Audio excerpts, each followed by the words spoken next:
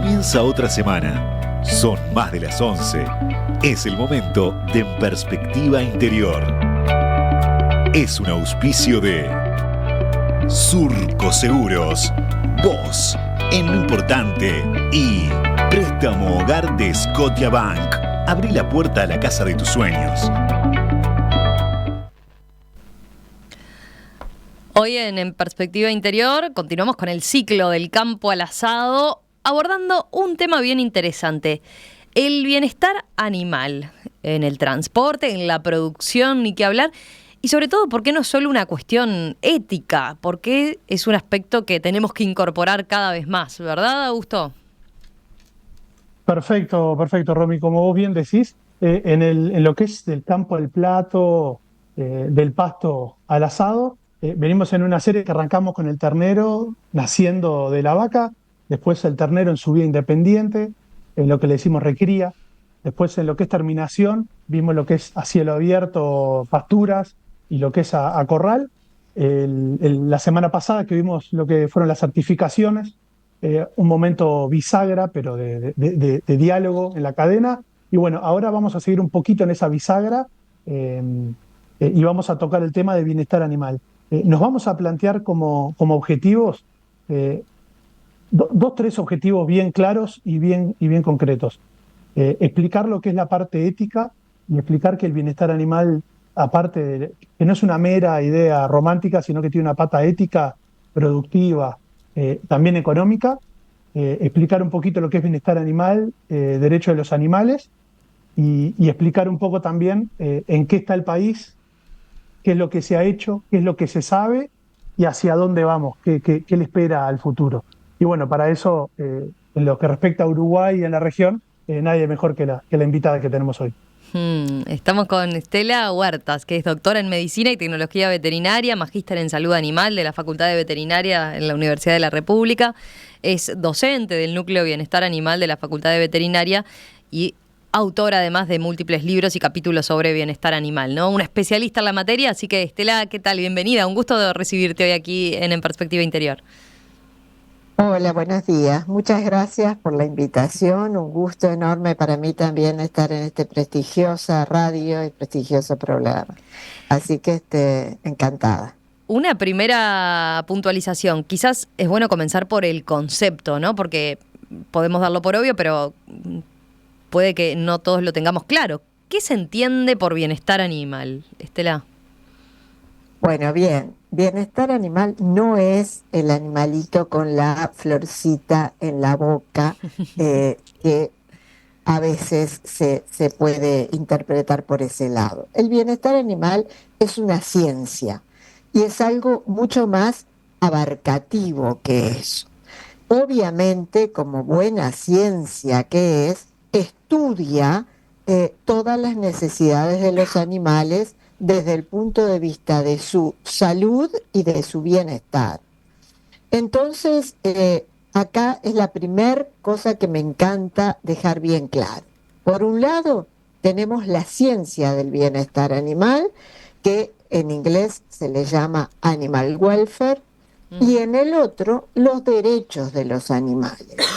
Los derechos de los animales o animal rights es un movimiento basado en principios filosóficos, se basa en militancia de sus seguidores, no siempre es compartido, es respetado, sí, por nosotros, pero es bien diferente y me interesa muchísimo, y siempre le digo a nuestros alumnos, no confundir bienestar animal con derechos de los animales, son cosas diferentes. Uh-huh. El bienestar animal, ciencia, como lo define la OMSA es la Organización Mundial de Bienestar Animal, de Salud Animal, es como las Naciones Unidas para los humanos, la OMSA, que era antes era la OIE, muy conocida desde la década del 20, se creó, lo define como el estado físico y mental de un animal en relación con las condiciones en las que vive, pero también en las que muere. Entonces, si ustedes se fijan, tenemos dos grandes cosas: el estado físico, lesiones, daños, lastimaduras, pero también el estado mental, que hace unos años no se hablaba del estado mental de un animal. Pues ahora sí, hay mucha bibliografía que lo estudia y eso existe. Y de la forma en la que vive, pero también al momento de la muerte. Y eso nos importa y nos importa mucho. Como bien decían hace un ratito, vamos a hablar, decía Augusto, vamos a hablar de la parte ética y de la parte productiva.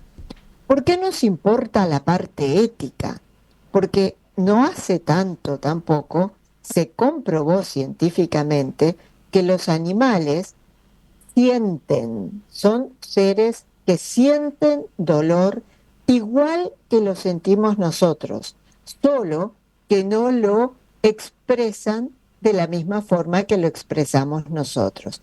Por eso, durante tanto tiempo se malinterpretó, se confundió, no se prestó atención en los signos que los animales manifestaban de dolor.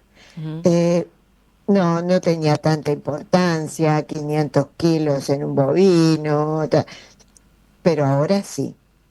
Entonces, ahí viene la parte ética. No tenemos derecho a permitir que un animal sufra dolor por motivo de manejos equivocados.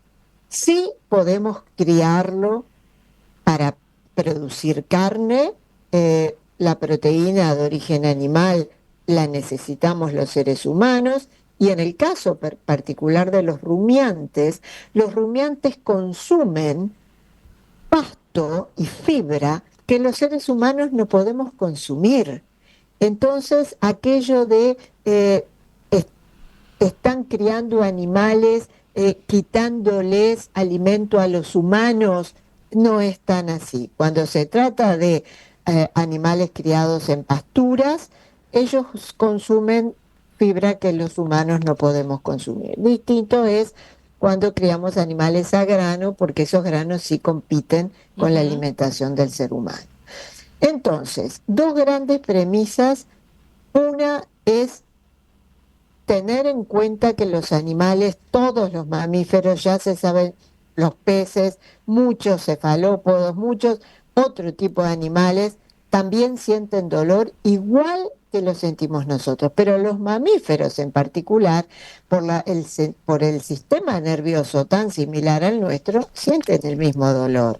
Cuando se realizan cortes de cola, cortes de orejas, incluso hasta corte de pezuña, a veces en animales de vacas lecheras, eso, y hasta hace relativamente poco no se usaba anestesia ni analgesia, ahora se sabe que sufren mucho y no hay por qué hacerlo de esa manera.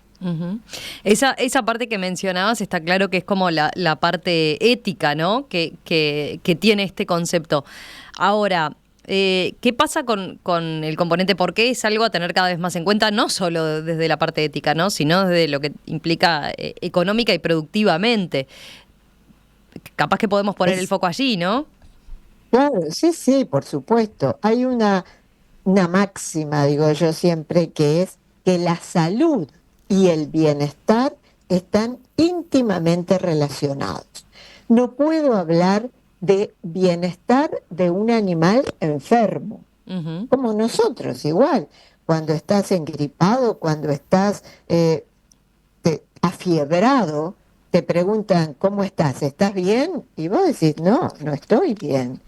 Bienestar y salud están íntimamente relacionados. Entonces, si yo trato mal a un animal, vamos a poner el ejemplo de los animales de producción, de los bovinos, de las vacas, de los novillos, de los vacunos, que estamos en el campo y los estamos criando para luego llevarlos a un frigorífico a sacrificar, a faenar, para vender su carne. ¿Tenemos derecho a hacer esto? Ahí ya entra otra etapa que hablamos hace un rato de los derechos de los animales. Yo personalmente creo que sí, siempre y cuando los trate en forma correcta. Sí, Augusto. Sí, los oyentes ya algo sabrán, todavía no lo nombramos, que es a Temple Grandin, que ya tuvimos un capítulo anteriormente, Sí. que está bueno, ahí, que ella explicaba muy bien una frase que a mí me quedó muy marcada, porque convengamos que a los que en el momento de cuando uno elige a qué se va a dedicar a su pasión, se genera muchas veces ese conflicto, que mucha gente dirá, che, pero hay un conflicto de intereses ahí. Te gustan los animales, querés a los animales, cuidás a los animales, pero su finalidad es la faena. Y hay gente que por ahí puede decir, che, no habrá un cortocircuito ahí. Sin embargo, una frase que a mí me quedó muy marcada de Temple Grandin es que cuando dijo que ella creía que el uso de los animales para la alimentación era un acto ético, pero que para hacerlo teníamos que hacerlo bien, para que sea ético. Que hay que dar a los animales una vida decente y hay que darles una muerte sin dolor. Eh, y ella cerraba explicando que se le debía respeto a los animales. Eso pasa mucho cuando se ve mucho en los ganaderos, en los predios, y me parece que ahí está bueno redondear para explicar la importancia de la parte ética de la mano de lo productivo. Exacto, sí, sí, Temple, bueno, es nuestra madre en todo esto, ha venido infinidad de veces a Uruguay, está con muchísimas ganas de venir, ojalá que sobre este fin de año o el año que viene. Eh, y sí, tenemos una excelente relación de amistad, diría yo, con Temple, y esa máxima de ella es así. Ella come carne, no se siente culpable de hacerlo, porque tiene claro que trabaja todos los días de su vida para que los animales vivan y mueran de la mejor manera posible. Y nosotros estamos bien convencidos de eso también. Ahora, ¿qué pasa? Muchas veces, no por maldad, y eso me importa recalcarlo muchísimo, no por maldad, excepto alguien que está padeciendo un problema mental, pero en general, no, la gente no maltrata a los animales porque sí. Simplemente hay un tema de capacitación, de conocimientos. Hay algo que llamamos tradición y que la tradición es muy buena y la defendemos mucho siempre, pero en estos casos a veces cuando te contestan, bueno, mi abuelo trabajaba así, mi Ujú. padre trabajaba así, yo trabajo así, así que es dándole palo a los animales, porque a veces uno dice, bueno, 500 kilos, le doy un garrotazo, no pasa nada, y consigo que se muevan.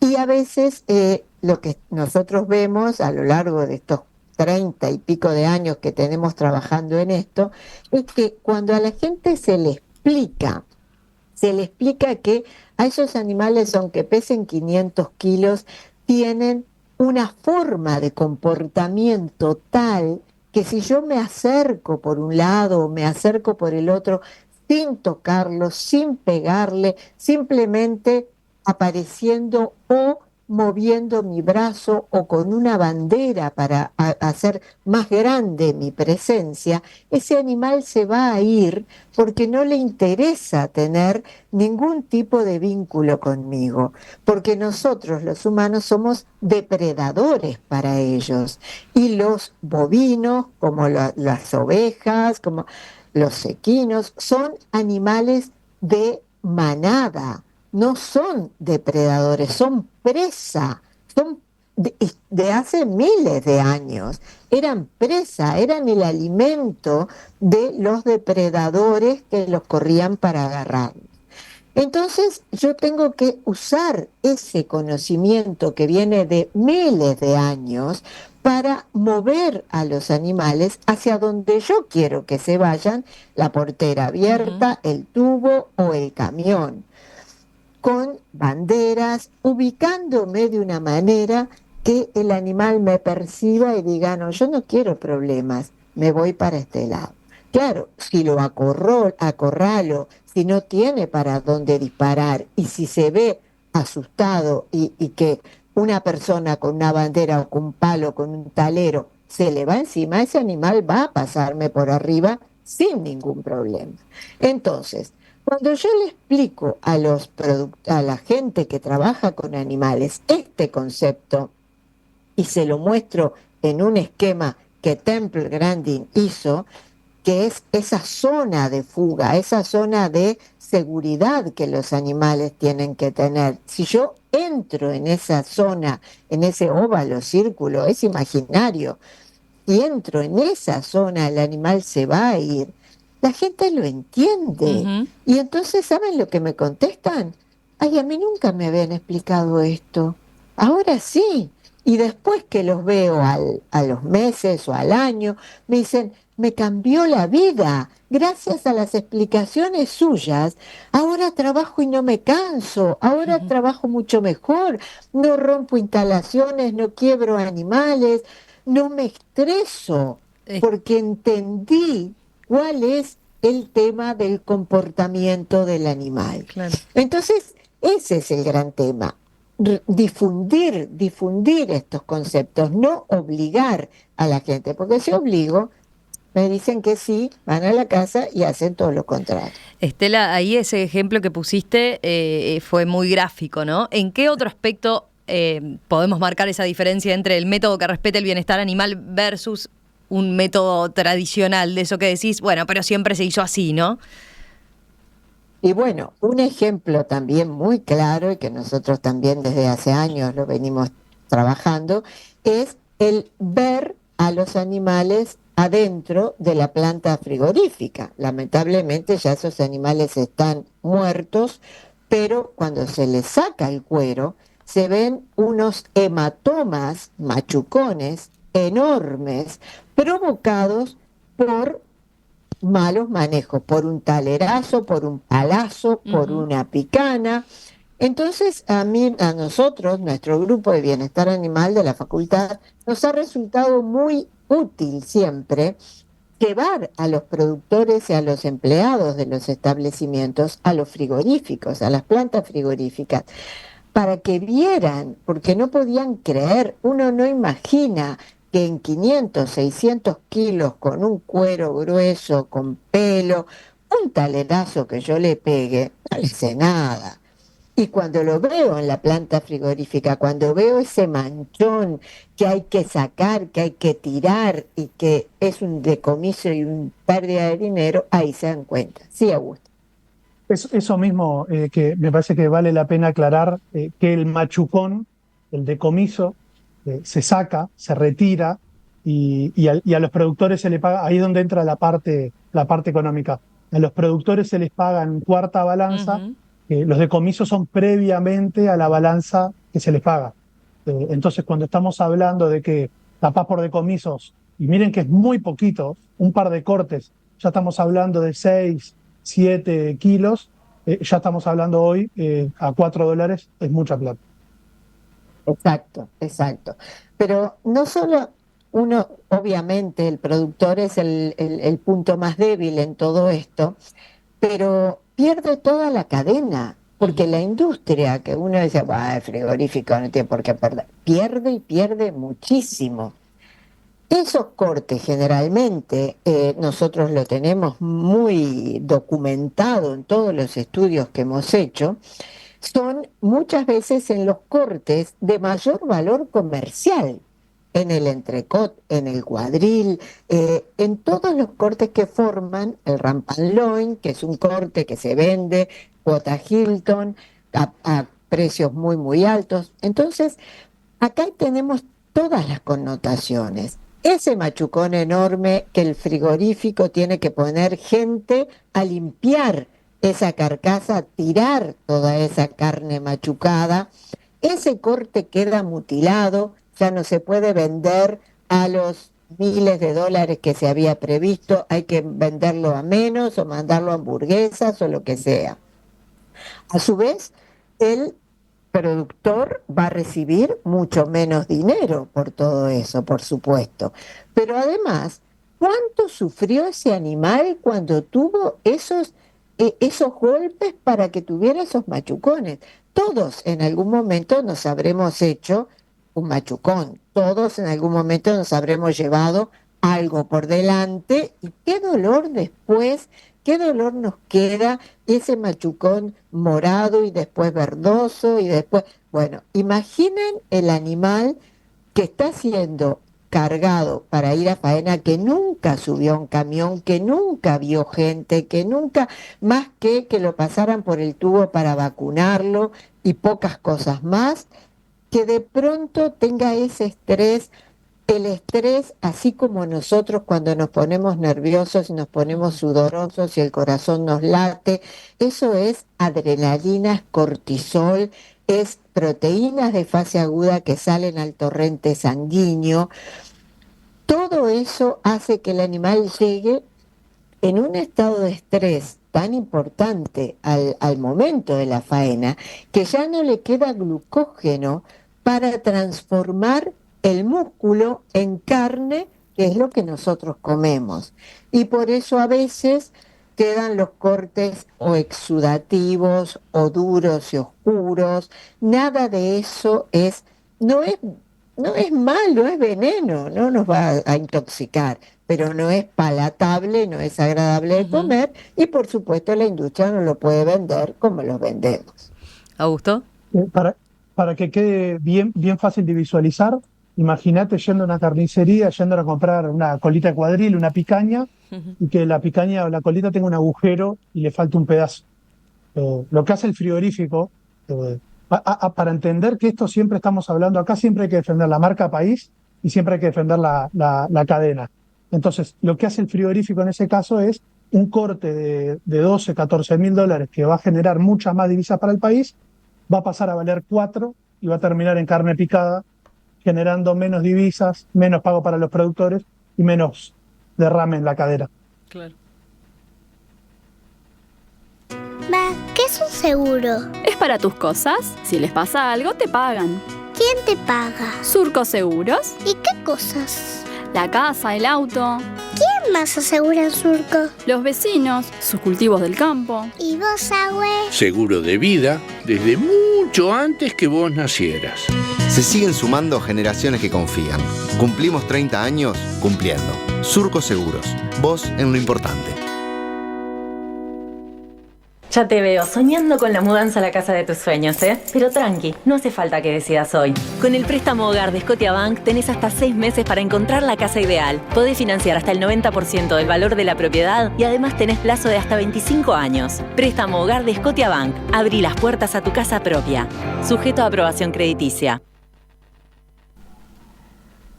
Seguimos esta mañana en Perspectiva Interior, continuando con este ciclo del campo al asado. El tema hoy, bienestar animal. Estamos con Stella Huertas, que es doctora en Medicina y Tecnología Veterinaria, magíster en Salud Animal, es docente del Núcleo Bienestar Animal de la Facultad de Veterinaria y especialista en esta materia con diversos capítulos y libros publicados sobre bienestar animal.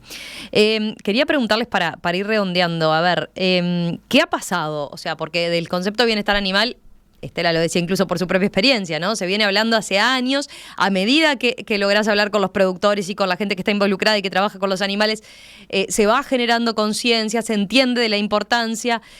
Ahora, ¿qué resultados se han tenido a lo largo de estos años? ¿Cuánto menos desperdicio se genera por no provocar estos machucones?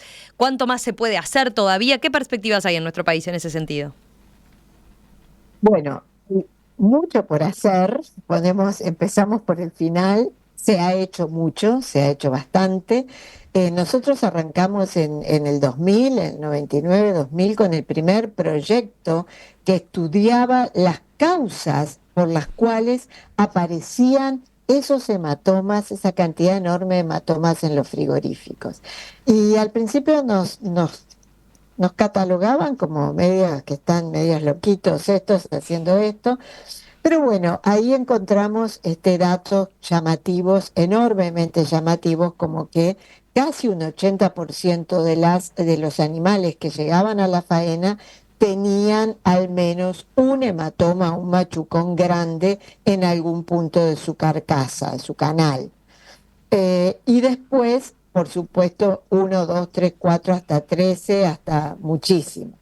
A todo esto, el INIA, el Instituto Nacional de Investigaciones Agropecuarias, el INAC, el Instituto Nacional de Carnes y la Universidad del Estado de Colorado en Estados Unidos, de donde es Temple Grandin, contribuyeron con Uruguay para hacer la primera auditoría de carne.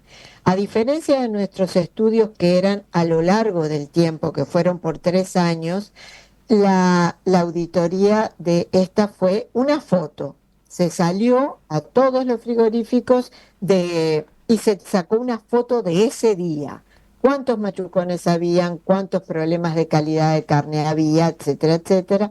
Y en los talleres, donde todos estuvimos ahí presentes, se les puso número y se llegó a algo que todos deben recordar en el 2003, a decir que se estaban perdiendo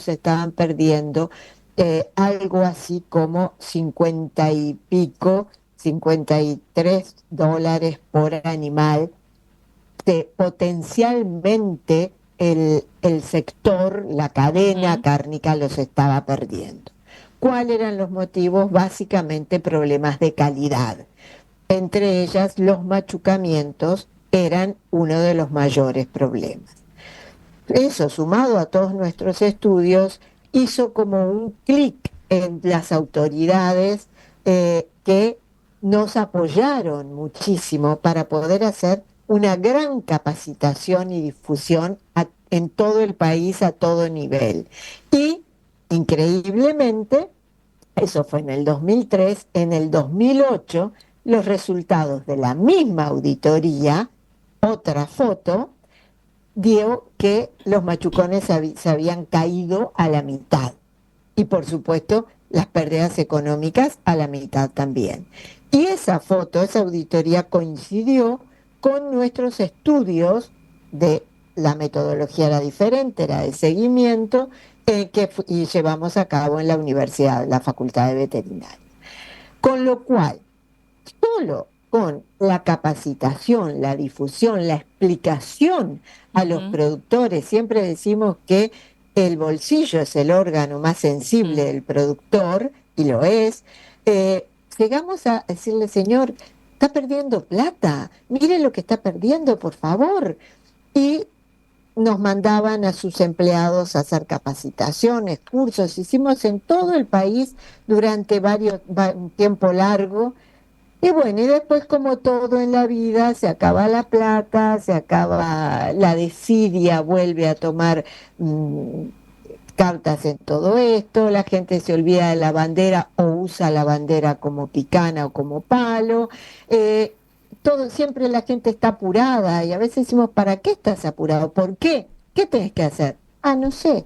Bueno, hay que tratar a los animales con suavidad, con tranquilidad, no hay necesidad de correr, apurar y pegar. ¿Para qué? Si tenemos todo el día, cuanto más lento trabajemos, mejor vamos a trabajar. No vamos a romper las instalaciones, no vamos a permitir que se quiebre ningún animal y por supuesto que se lastime algún personal que está trabajando.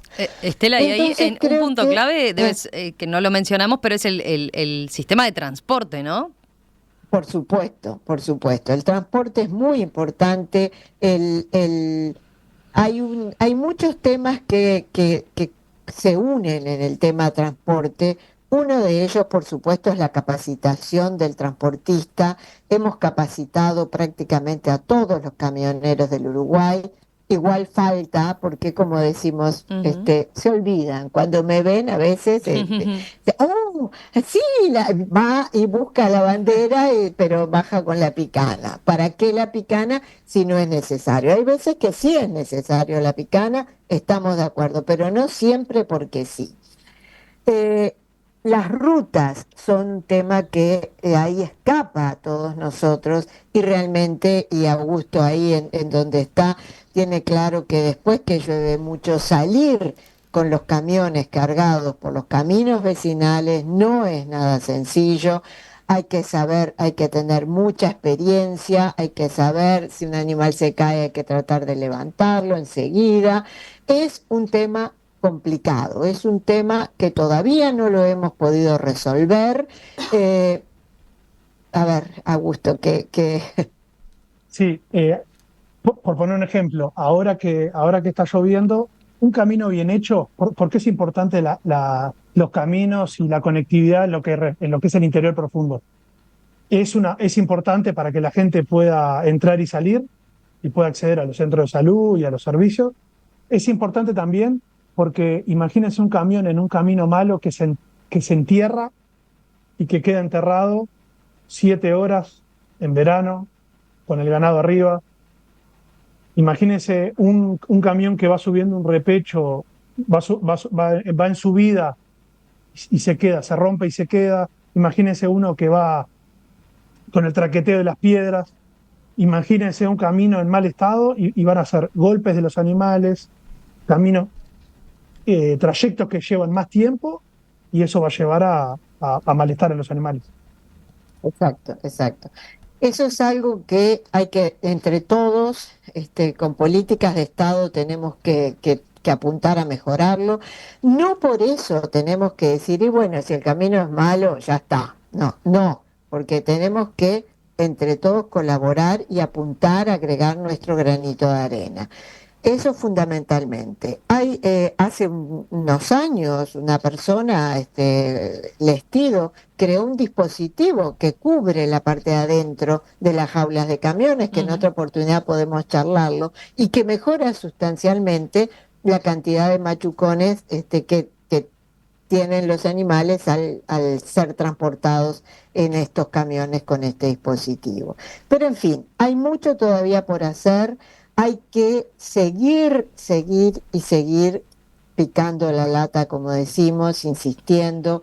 No hay que aflojar, no hay que abandonar este asunto. Todos los temas son importantes, la huella de carbono es importante, obvio que sí, el cambio climático, obvio que sí, pero el tema del bienestar animal es un tema que se instaló para quedarse, no es algo extra o que me guste. Ya los mercados están prestando especial atención al bienestar animal y ya dentro de muy poco va a ser o tengo bienestar animal o directamente nuestra carne no se va a vender a los mercados que queremos. Entonces creo que tenemos que prestar muchísima atención y con la seriedad, por supuesto, que trabajamos siempre. Nosotros hay muchísimas certificadoras que garantizan esto. En muchos países el riesgo es que hay muchas certificadoras que no tienen la seriedad que deberían. Y eso también es complicado porque, bueno, ¿cómo saber, verdad? Si siempre hay que siempre hay que apuntar a la seriedad. Nuestro grupo tiene una certificadora de bienestar animal que es la primer certificadora nacional, porque hay muchos protocolos que no son protocolos nacionales, son protocolos europeos o de otra índole. Entonces, también es importante aplicar protocolos generados en el medio local. Pero eso da para muchas más charlas. Lo retomamos, si les parece, en cualquier momento. Con mucho gusto. Estela Huertas, doctora en Medicina y Tecnología Veterinaria, magíster en Salud Animal de la Facultad de Veterinaria, especialista en bienestar animal. Estela, muchísimas gracias por compartir estos minutos aquí en Perspectiva. Una recomendación desde ya, por supuesto, está para quienes quieran profundizar el libro de Estela Huertas y también la película, ¿no?, de Temple Grandin, que de la que ya hablamos también aquí en Perspectiva hace tiempo, ya en una de las visitas, creo. Augusto, capaz que vos lo recordás mejor, pero creo que Carlos se ocupó del tema y vale la pena recomendarlo. También incluso creo que cuando surgió esa novedad del transporte, pero ya hace muchos años, hicimos una nota, así que también la vamos a subir al archivo porque vale la pena repasarlo entonces de lo que significó en aquel momento y de las ventajas que presenta. Gracias a los dos. Perfecto. Muchas gracias. Un abrazo. A ustedes. Hasta pronto. Augusto, nos reencontramos dentro de una semana, el lunes que viene. Nos vemos en una semana y a modo de cierre, recordar nomás lo ético, lo productivo y lo económico, y para conectarlo con el capítulo anterior, esa continua constancia de seguir sumando valor agregado y seguir sumando a la marca país.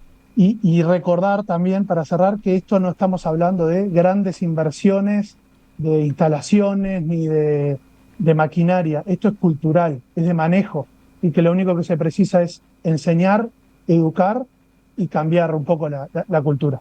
Así que sí, lo seguimos en una semana. Un abrazo grande.